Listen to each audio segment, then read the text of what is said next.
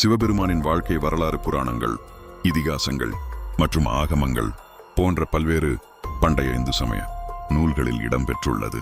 இது ஒரு அருள்மிகு கடவுளின் வரலாற்று கணக்கு மட்டுமல்ல, பல அடுக்குமொழி பொருட்களையும் தத்துவ கருத்துக்களையும் கொண்டது.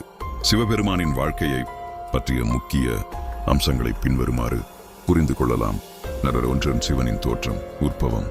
இந்து மரபுப்படி சிவபெருமான் நித்தியனான, தோற்றமில்லாத அனாதி மற்றும் முடிவில்லாத அனந்த பரம்பொருளின் ஒரு வடிவம். பல புராணங்கள் அவரை ஆதியோகி அல்லது ஆதிகுரு என்று விவரிக்கின்றன. அவர் தன்னையே வெளிப்படுத்தி கொண்டவர் ஸ்வயம்பு. ஒரு கதையின்படி விஷ்ணுவும் பிரம்மாவும் எனக்கு முன்னால் யார் உள்ளார் என்று தேடும்போது முடிவில்லாத தீப்பிழம்பு, நெருப்பு தூணாக ஜோதிர்லிங்கம் தோன்றிய சிவனே முதன்மையானவர் என்பதை அறிந்தனர். பிள்ளருண்டு குடும்ப வாழ்க்கை. சிவபெருமானின் குடும்ப வாழ்க்கை மிகவும் செறிவானது மற்றும் அர்த்தம் உள்ளது. பார்வதி தேவி சிவபெருமானின் சக்தியின் வடிவமான பார்வதி தேவியை மணந்தார். அவர்களின் திருமணம் சிவபார்வதி விவாகம் ஒற்றுமை மற்றும் நல்லிணக்கத்தின் சின்னமாக கருதப்படுகிறது. பார்வதி மீதான சிவனின் அன்பு மிகவும் பிரசித்தமானது. கணபதி விநாயகர் அவர்களின் மூத்த மகன். பார்வதி தனது உடலின் தூசியிலிருந்து அவரை உருவாக்கினார்.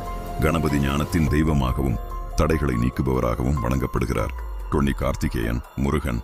6 கிருத்திகை பெண்களால் வளர்க்கப்பட்ட 6 தலைகள் கொண்ட முருகன் போரின் தெய்வமும் ஞானத்தின் தெய்வமும் ஆகும். அவர் தாரகாசுரனை வதம் செய்தவர். முக்கியத்துவம் வாய்ந்த நிகழ்வுகள் மற்றும் பணிகள். சிவபெருமானின் வாழ்க்கையில் உள்ள நிகழ்வுகள் பல ஆழமான தத்துவங்களை கொண்டுள்ளன. பற்கடல் கடைதல்.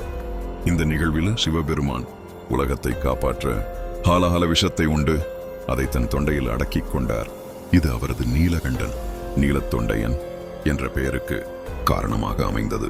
இது தீமைய ஹிப்சுஹாகும், அதனை ஆன்மீக வெற்றியாக மாற்றுவதற்கான அடையாளமாகும். தகனம் மற்றும் புத்துயிர்.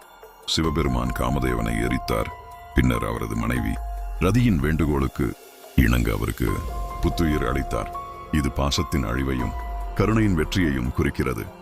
தக்கன் யாகம் அழித்தல்.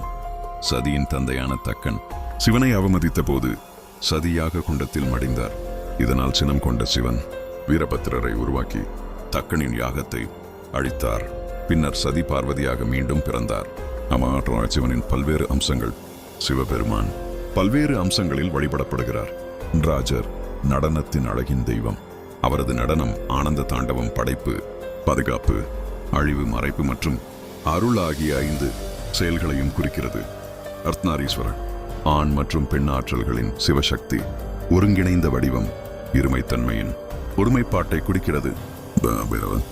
பயங்கரமான தோற்றத்துடன் கூடிய அம்சம், அஞ்ஞானம் மற்றும் தீய சக்திகளை அழிப்பவர். ஆதியோகி யோகாவின் முதல் குரு. இமாலயத்தில் தியானத்தில் அமர்ந்திருக்கும் யோகியின் வடிவம். வாழ்விடம். சிவபெருமானின் முக்கிய வாழ்விடம் கைலாயமலை.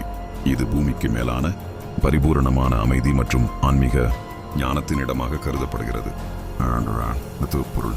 சிவபெருமானின் வாழ்க்கை வரலாறு பல தத்துவ கருத்துக்களை கொண்டுள்ளது. அழிவு மற்றும் மறுபடைப்பு. சிவபெருமான் அழிப்பவர் சங்கரர் ஆவார். ஆனால் இந்த அழிவு புதிய படைப்புக்கான வழிவகுக்கும். எனவே அவர் படைப்புக்கும் காரணமாக உள்ளார். இது ஆன்மீக ஞானம். சிவபெருமான் யோகம் மற்றும் தியானத்தின் மூலமாக ஆன்மீக ஞானத்தை அடைய வழிகாட்டுகிறார். கருணை. அவர் தீய சக்திகளை அழிக்கும் போதும் பக்தர்கள் மீது மிகுந்த கருணை கொண்டவர். அவர் எளிய மனிதனாக பிக்ஷாடனர் பயணித்து பக்தர்களுக்கு அருள் பாலிப்பதாக நம்பப்படுகிறார். முக்கியத்துவம். சிவபெருமானின் வாழ்க்கை வரலாறு இந்து சமயத்தில் முக்கிய இடம் வகிக்கிறது.